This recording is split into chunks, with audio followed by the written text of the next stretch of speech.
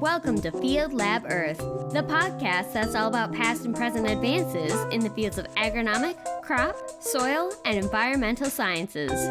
Today, we'll be talking to Dr. Ismahane Elouafi about the FAO Strategic Framework.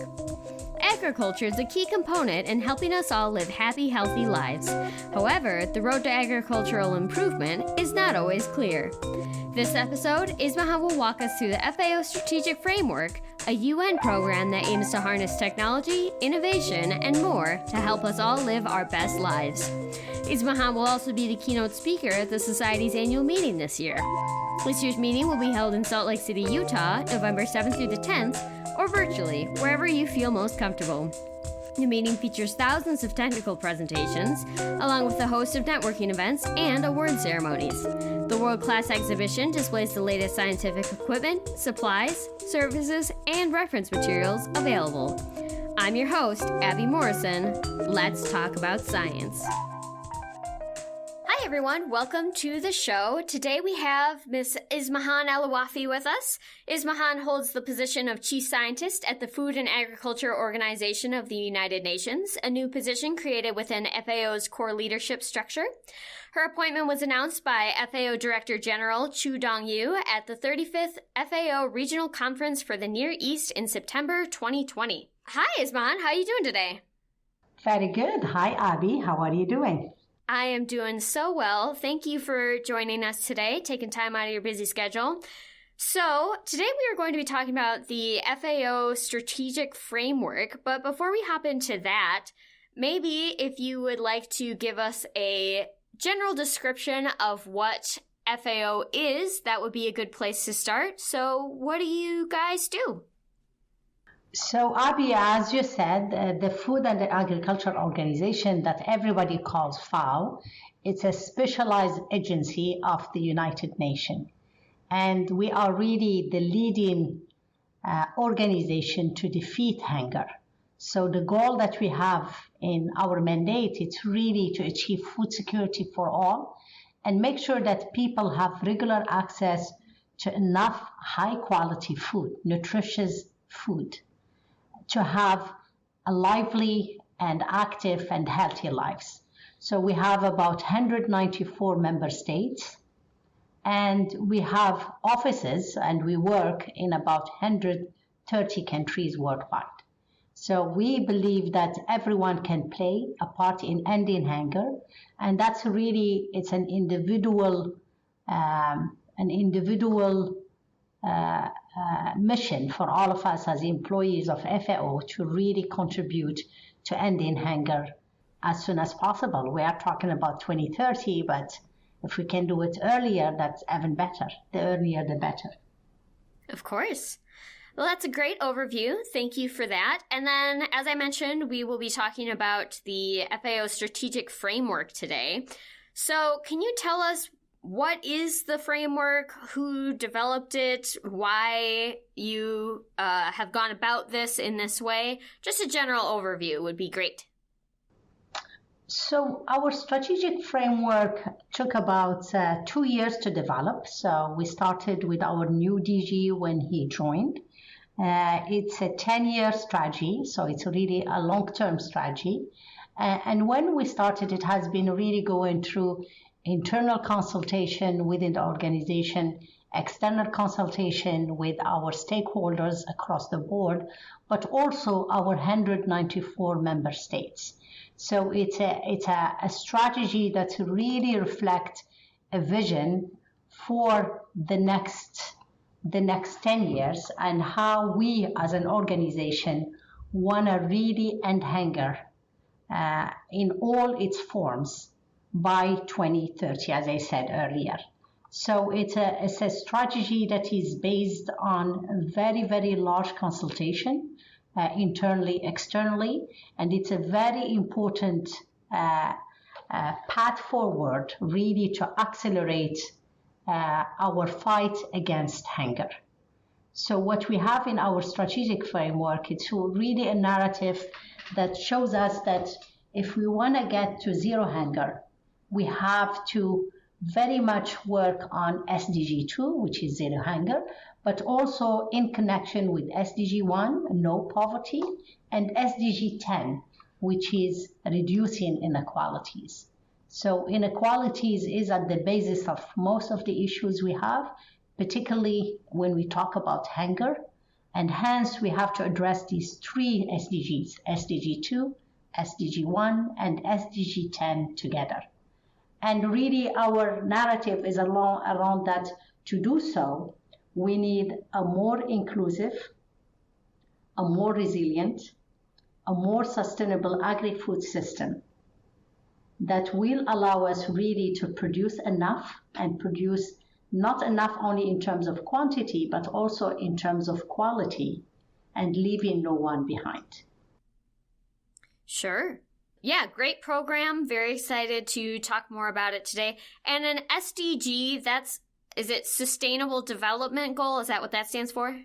Yes, apologies. I'm using really the acronyms, but it is Sustainable Development Goals. And just to give an overview to all colleagues and listeners, so in 2015, the world agreed on 17 SDGs, Sustainable Development Goals, with very, very ambitious goals, whereby we agreed together that we're gonna really end hunger, that we're gonna stop poverty, that we're gonna have a better environment. So the SDGs, the 17 SDGs talk about different areas, but really the purpose of it is that we have a better path forward to end hunger and poverty, have equalities, gender component, environmental component, partnership component. So those are the 17 SDGs. Great. And you mentioned the word better in your answer there, which actually leads us into, there's these 4 betters, as they're called, and they kind of provide umbrella categories for these SDGs to fall into. So can you go over the 4 betters, what they are, how they're defined according to this framework, anything like that? Yes, so the strategic framework, it's based on 4 betters, and those 4 betters, they are better production, better nutrition, better environment, to end up by the end, or to have ultimately a better life for all. So if I want to go more in details, the better production is to make sure that we ensure sustainable consumption and production patterns through a sustainable and inclusive supply chain. So we all know we need to produce more if we want to really have enough food for the total population by 2030, 2050 and beyond. So the population, it's growing and needs more. But also not only we need to produce better, we need to produce more, but also we need to produce better. And that's where we have better nutrition. And the better nutrition, its basis is to end hunger, to achieve food security, and improve nutrition in all its form, including promoting nutritious food and increase access to healthy diet. And here I want to put between brackets that we have right now more than 3 billion people that cannot access a healthy diet. And to do so, we know that agriculture has an impact on environment because we are using a lot of resources to produce the food we need. And that's where our 3rd pillar in the betters is better environment. And that in that better environment, we are really aiming to protect, restore, and promote sustainable use of all terrestrial and marine ecosystem and combat climate change, both adapt and mitigate climate change. And we think with these 3 betters, better production, better nutrition, better environment, if we do it the right way, we could aim and hopefully get to a better life for all. And that's really the ultimate goal of FAO. It's really to end hunger, to end rural poverty, and promote inclusive economic growth and develop resilience at the community level and individual level. So the better life, it's really, as I said, the ultimate goal. And so far, this year showed us that the number of hungry people, it's really in the rise. So right now we're not talking anymore about 600 plus million people, but 811 million people. That is a staggering number. Yeah, the task is huge, really, and we need really to make sure we address those people that really have a very, very miserable life because they don't have enough resources. They don't even have enough food, basically, to eat to their hunger, nor to develop to their highest potential. So, so that's where when you see the numbers, it's very sobering, but also very worrying because we have been, the rhetoric around the numbers have been going on for a while, and we have been always talking about the numbers, and the numbers were going down, as a matter of fact, till about 2017, and the numbers came up again. So we used to talk always about 650 million people, and the number start rising up again, and the increase really by 2020, it's in 161 million people more. So it's much larger than we never expected that the rise between 2019 and 2020 will be that steep.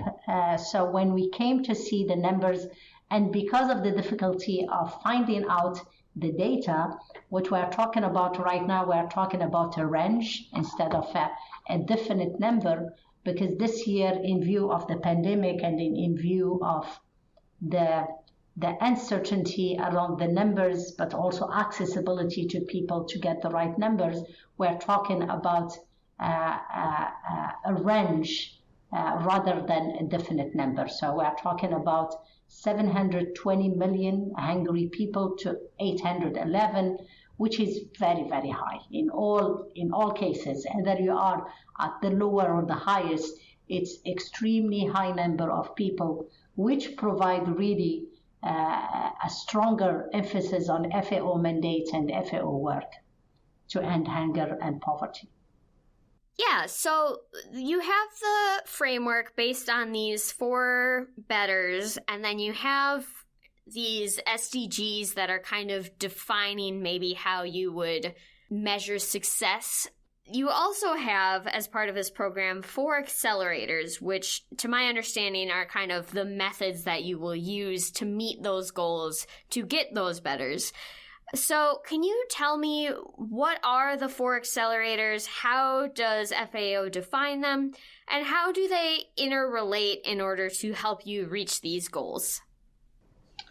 So basically, Abby, the accelerators are mostly methodologies to get you to multiply your impact.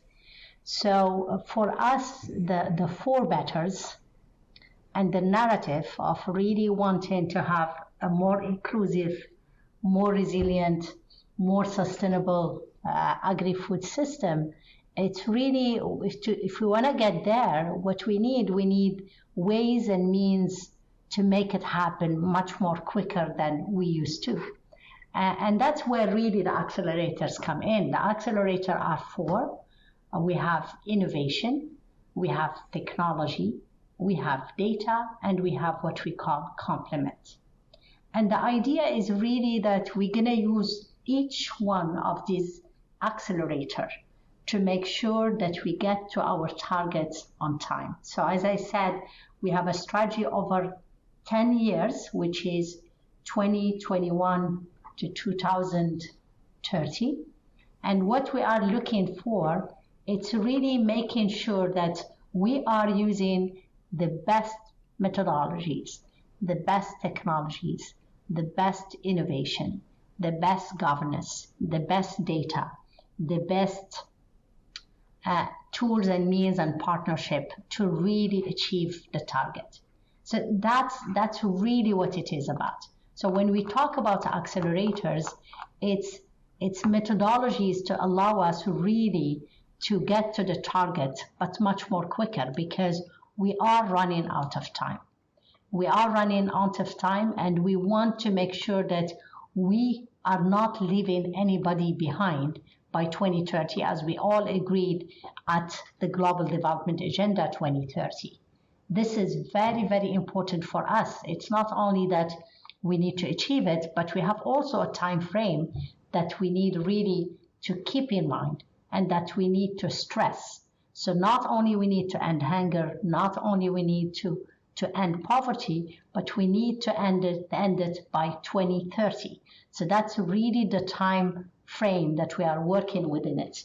And if we give ourselves a larger window of time, then maybe the methodologies could be different. So that's where we wanted to stress that in technology, in innovation, in data, and in complement where you have governance and partnership and other tools, if we use these tools the right way, we will get there and we will achieve, as I said, a more sustainable, more resilient, more inclusive agri-food system that will allow us to really feed the population and feed them properly as we talk about nutrition, as we talk about quantity and quality, and give them a dignified livelihood and life. Because by the end, it's not only about only eating and eating well, but also having a comfortable life. And that comfortable life comes from your incomes and your accessibilities to the resources. And that's also very clear in our mandate, in our programs.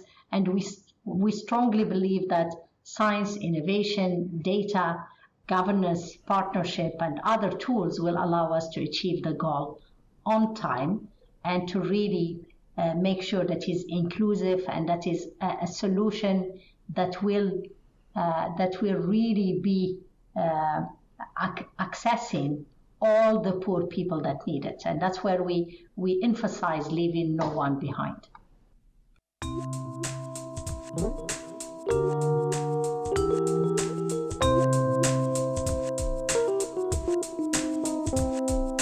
Hi everyone, I hope you're enjoying the show. Interested in hearing more from Ismahane? She'll be the keynote speaker at this year's annual meeting.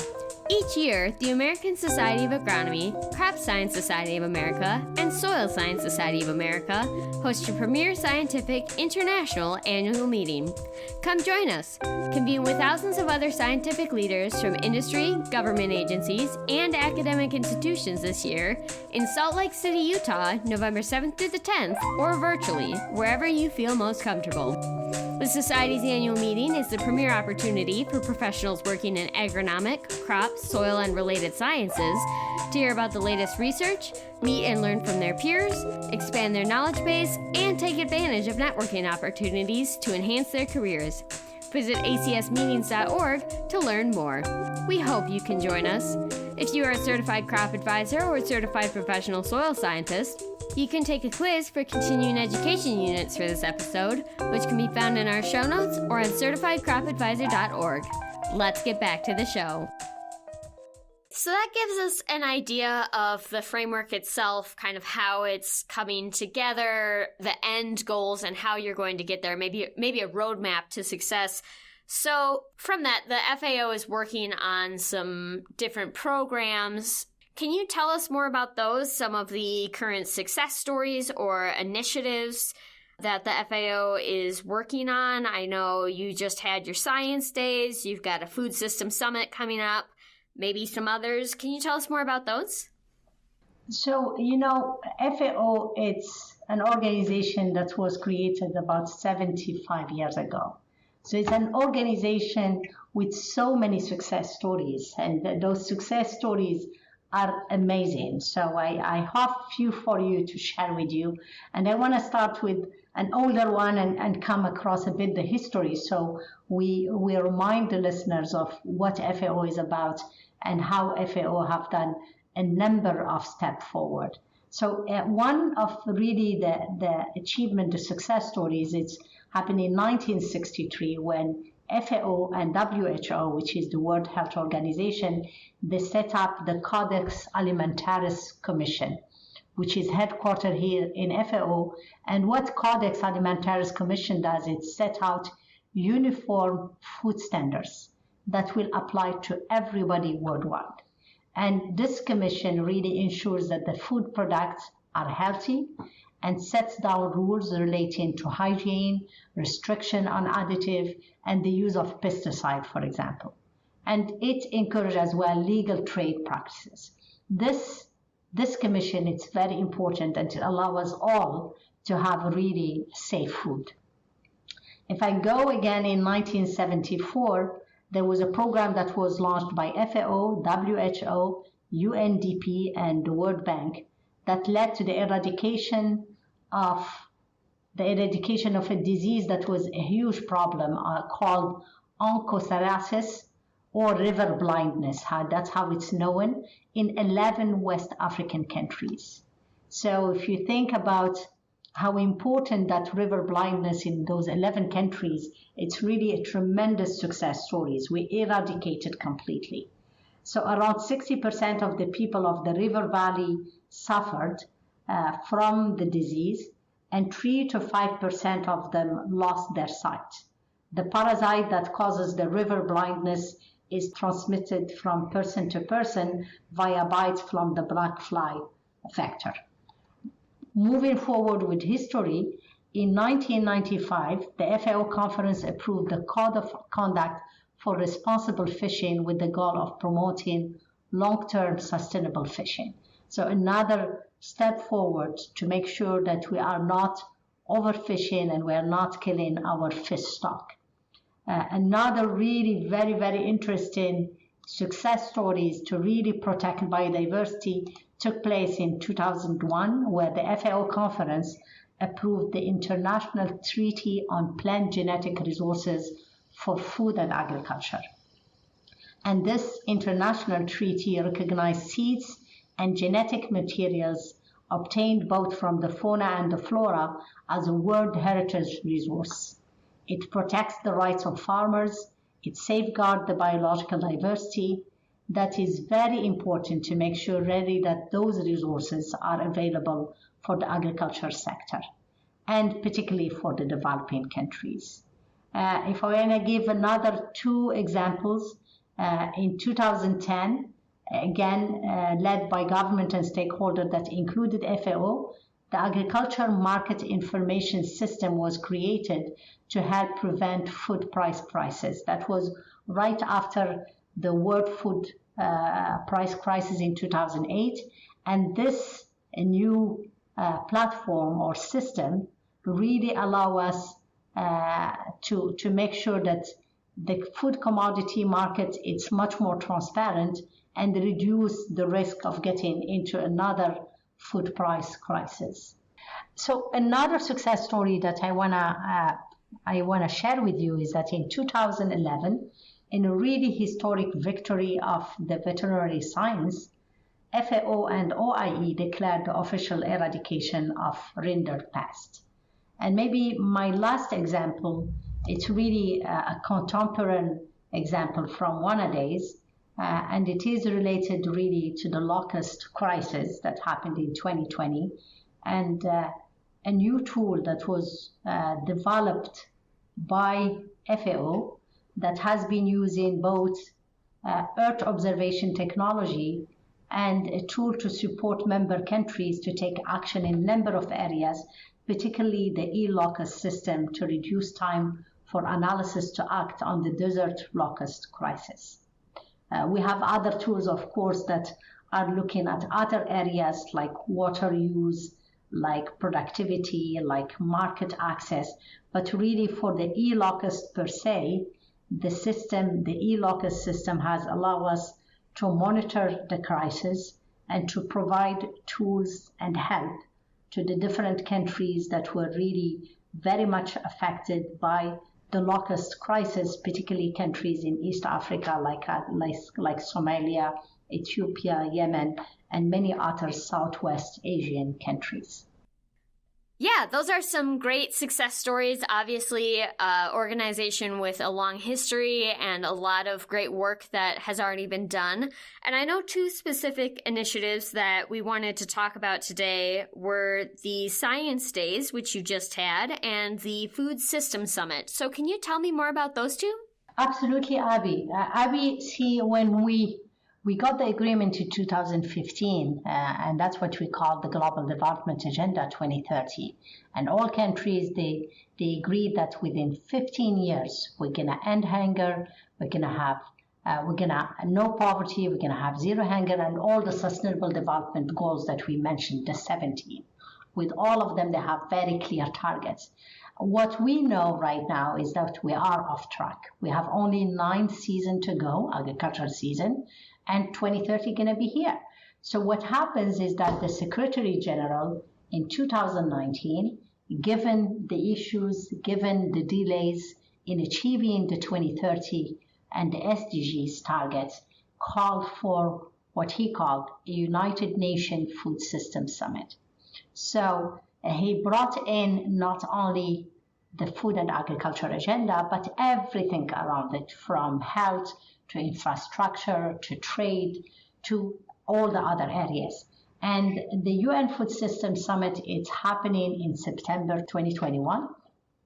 And that UN Food System Summit that's going to happen in New York in 2021 gathered a big number of people to help work on it. And one of them is a scientific committee of about 26 scientists that were appointed in their individual capacities. I'm lucky to be one of them. And the scientific committee of the Food System Summit developed a number of reference documents to really try to say how should we transform our food systems and agri-food systems to have a better future for all, along the lines of having a better production, better nutrition, better environment, and better life for all. And those are very, very important documents that I would really invite everybody to look at them and study them. Those reference documents talked about how could we have a better life and livelihood for everybody? How could we have a healthy diet? How could we have a more resilient systems, and so on and so forth.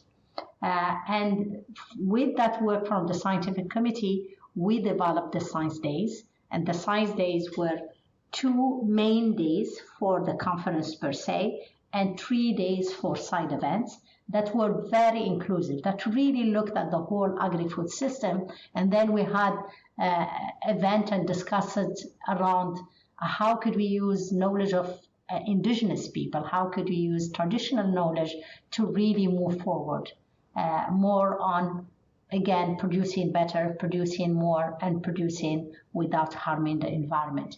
We discussed also matters along new technologies. How could we use new technologies to do everything better and to achieve the global development agenda? So I think, and just last week we had what we call the pre-summit. And the pre-summit is really to agree on main coalition, main initiative that all of us as stakeholders within the UN system, but also outside as members of the United Nations, how could we really galvanize everybody's to really get to, again, the SDGs, the Global Development Agenda by 2030, and how could we accelerate that by transforming the agri-food systems. So I'm looking forward to the meeting in September, because the pre-summit last week that was hosted here at FAO in Rome was an excellent meeting, really to get all the stakeholders to understand that food and agriculture is at the heart of all the sustainable development goals. It's at the heart of the global development agenda, and we need to address agri-food system if we want to really achieve our goals. Great. Yeah, those are obviously some wonderful programs that you guys are working on. And then what are some areas of future research that are tied in with these? Obviously, a long history of great work. Where are you headed now? Thank you very much, Abby. Absolutely. When we talk about our aspiration and our really mandate and our interest to really end hunger and poverty, and when we talk about building more efficient, more inclusive, more resilient, and more sustainable agri-food system, it's very important that you dig into details and you develop really initiatives and programs that will allow you to really implement your strategic vision. So for us, those initiatives, we call them program priority areas. We have 20 of them, and they are divided between the 4 betters that we mentioned before.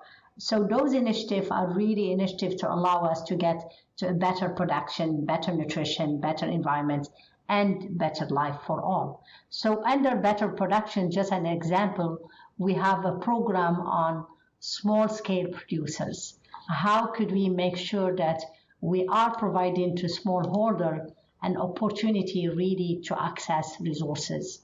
And this is a whole program around equitable access to resources to the small-scale producers, be it producers in the livestock, be it producers in terms of crop production system, forestries, aquaculture, you name it, all systems.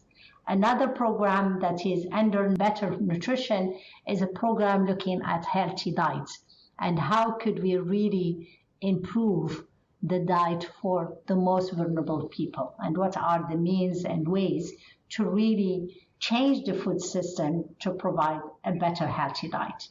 Another program priority areas under better environments, it's on bioeconomy and biodiversity and ecosystems. And that's looking at the new agri-food system that will allow us to develop a bioeconomy that is very strong, or also will allow us to protect our biodiversity and restore our ecosystem. And as you know, we are in the decade of ecosystem restoration.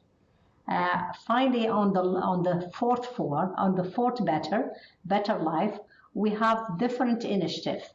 We have an initiative on gender equality and rural women. We have an initiative on rural transformation as a whole. We have another initiative on urban food system, and also others like resilient agri-food system, hand-in-hand initiative, and above all, scaling up investment. As we said about the numbers at the beginning of this chat, the numbers are worrying, and we need to scale up we need to scale up and scale out the solution so that we are really touching up and improving the life of the 811 million people that suffers from malnutrition right now. Great. Yeah, obviously a ton of wonderful programs coming out of FAO, a lot of work, but many hands willing to do it. I have 3 questions left for you. First is, if people want to learn more about any of these things, obviously any one of the things we've talked about today could be a podcast on its own, where can they learn more? And I will kick us off by mentioning again that you will be the keynote speaker at this year's annual meeting. Transformation of Food Systems for Better Production, Better Nutrition, Better Environment, and a Better Life is the title of your keynote. So if people want to join us for that, they are welcome to do so. We'll have links for that in the show notes. But where else can they go to learn about these things? So I would recommend that you really visit the website of the organization. It's www.fao.org. But also we are on Twitter. You can find FAO Science Chief, FAO in the News, and many around FAO. We have as well a Facebook, an Instagram, a TikTok, but also we have different publications. So FAO is very much known for its reference publications and flagship publications. So we have several documents really that allows people to understand better malnutrition worldwide, to understand hunger worldwide, to understand food security, but also water security, nutrition security, and environmental security. So we have a number of publications, and all of these are in the website. So I would say the website is the starting point, but there are all the tools of social media to follow us and find out more about the work of the organization. Wonderful. We will include links for all of that in the show notes. Be sure to check them out and look it up. Second question is, if people that want to take that next step and get involved with this work, how can they do that?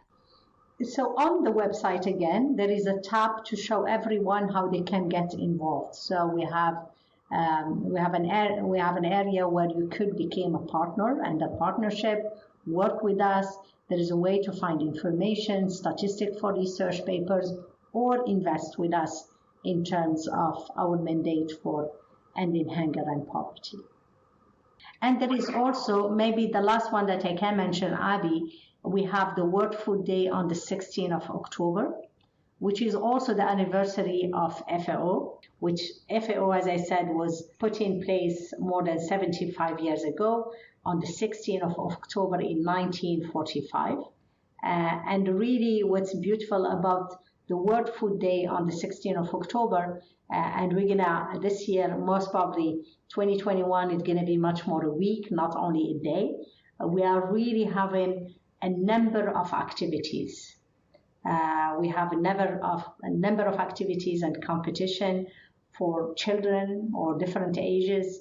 We have the World Food Day, World Food Forum, engaging youth in the food and agriculture at large and in agri-food systems. And there will be also opportunities to create videos to promote healthy diets and a whole range of activities. And I guess, again, all of these, and to find out more about the World Food Day or the World Food Forum, it's on the website. Wonderful. Those sound like great ways to get involved. I didn't realize that was why they picked October 16th for World Food Day, so that's great. And it's post Second War, so it shows you why the organization was created. So because after the war, there was so much hunger and poverty, and particularly hunger issues. So that's where the organization was created, to provide what we call really its technical support to the countries, policy support so that they formulated the right policy for them, but also capacity building to allow really the countries and the member states to have the best technical advice and the best policy formulation through a proper capacity building program. And also to be a kind of an objective platform where countries come together, discuss issues that are related to the world, but it's happening at the country level, and agree on standards, agree on initiative, and agree on a collective way to really work together to end hunger all over the world, wherever it is. Sure. Well, this has been a great conversation. I'm so glad that you were on. Final question for you is, what is one fun fact that listeners would not know about you if all they had was your work or research? One fun fact, one of them, I would say maybe two. One of them is that I love painting. And painting, for me, it's like a yoga. It's the only moment where I find peace and I completely disconnect from everything around me. And I miss it a lot. I haven't been painting much lately, and I have to go back to that. I love painting with oil, with pastels and other media. And maybe the second one is that I'm not hard-headed, but I'm very determined. So when I want something, I really believe in tenacity, in insistence, because when you really put your head to do something, you have to really give it all what you can give. So I really believe that women particularly could make it much more forward if they insist on their tools, if they insist on their dreams, if they insist on achieving those dreams. So dream big and try hard, because dreams come true when you really give it all what you can give to make them happen. Wow, that's some wonderful wisdom to close out our conversation. Wonderful quality to have in the chief scientist, of course. So thank you so much for your time today. We really appreciate the work that you're doing at FAO and taking the time to be on our show today. Thank you. Thank you so much, Abby. It was really a pleasure talking to you today.